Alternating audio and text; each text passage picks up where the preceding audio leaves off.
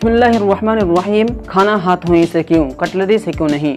दोस्तों, अगर आप भी खाना हाथों के बजाय कटलरी यानी चम्मच वगैरह से खाना पसंद करते हैं तो इस वीडियो को लास्ट तक ज़रूर देखिएगा, क्योंकि दोस्तों मैं आपको इस पर एक ऐसी साइंटिफिक रिसर्च बताऊंगा जिसको सुनकर आप भी हैरान ज़रूर हो जाएंगे। तो चलिए शुरू करते हैं। दरअसल दोस्तों, बहुत से कम लोगों को ये मालूम होगा, लेकिन एक रिसर्च में ये बात सामने आई है कि हाथों से खाना खाना हमारे बदन के लिए बहुत ही फ़ायदेमंद है। साइंसदानों का कहना है कि जब हम हाथों से खाना खाते हैं तो हमारे फिंगरप्रिंट्स के जगहों से यानी उंगलियों के पोरों से एक ऐसी रेज निकलती हैं जो कि हमारे खाने में मिल करके हमारे खाने को डाइजेस्ट करने और उस खाने को हमारे बदन के लिए फ़ायदेमंद बनाने में बहुत ही अहम किरदार निभाती हैं। और यही वजह है कि आज यूरोपियन कंट्रीज़ में हाथों से खाना खाने को ज़्यादा प्रमोट किया जा रहा है और हम इंडियंस यूरोपियन बनते जा रहे हैं कि चम्मच से खाना खाने को प्रोफेशनल समझते हैं।